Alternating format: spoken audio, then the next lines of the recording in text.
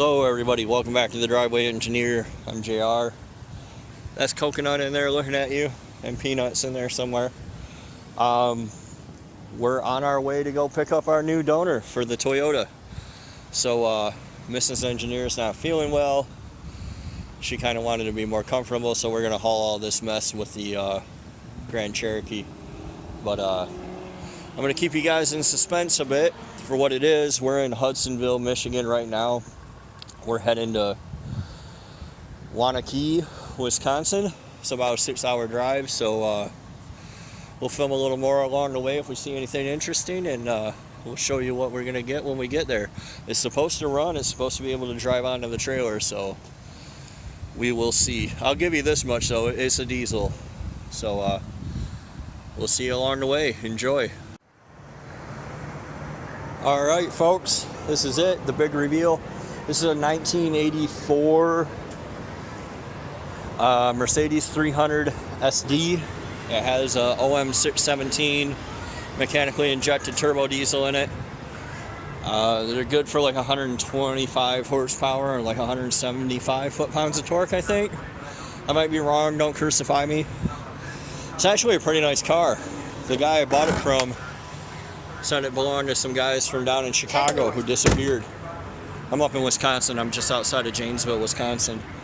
But yeah, belonged to some guys from Chicago who disappeared.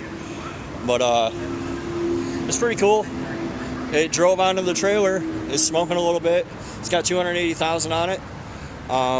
Once I get it home, we'll go over why I chose this particular thing versus anything else. And I'll let you guys see it driving around. I tried to start it again. The battery's dead, I think. He had a charger out there, so he probably had it on the charger. Yeah, it doesn't crank or anything. So, all right, we'll be back when I get home, probably tomorrow. I got like a 6-hour drive, so we'll see ya.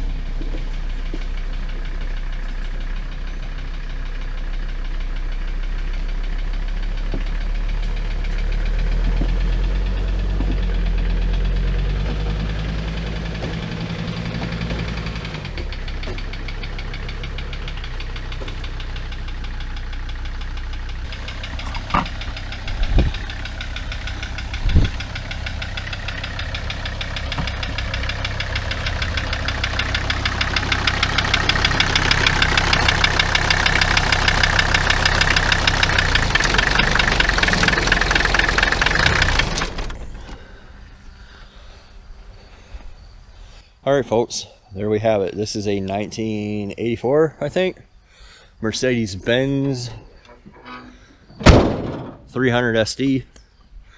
It's got a, I don't even know what the displacement is, OM617 5-cylinder turbo diesel.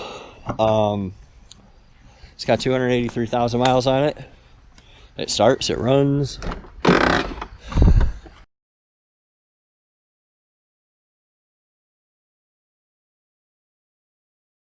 It's a great donor car.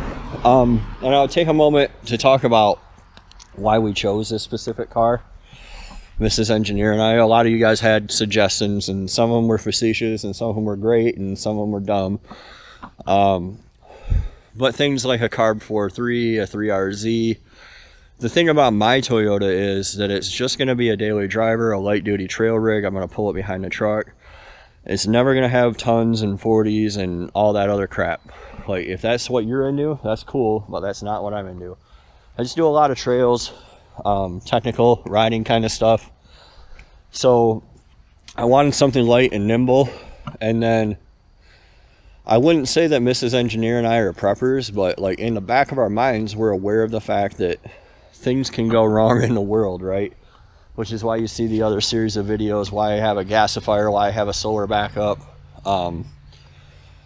So as opposed to like the Volkswagen TDI, which is capable of a lot more power, a lot easier, for one thing, it's a lot more expensive swap. The OM617 will bolt to that RF150 with a $700 adapter and flywheel from Doomsday Diesel.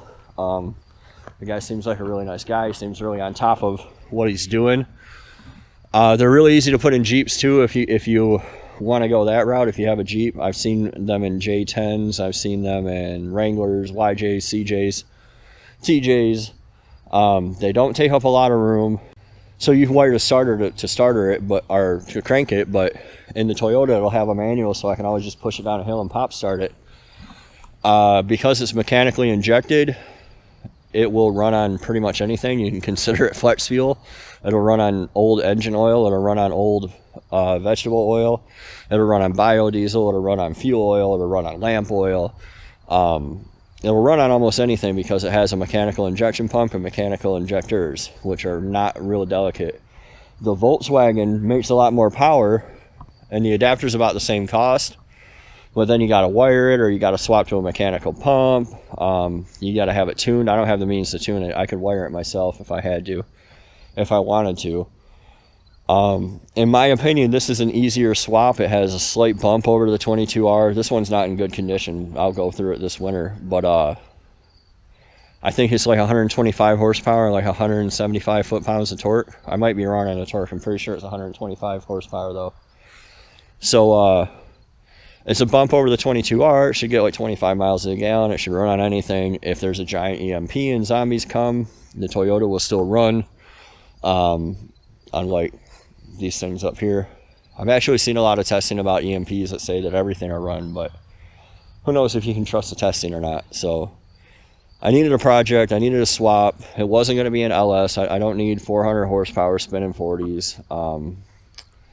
I don't want a carb. I don't want to deal with that. I'm not going to put another 22R in because I know they're unkillable, but mine died in like 5 miles. It was slow as balls the whole way, so I think this will be a good swap, a fun project, and I'm looking forward to doing it.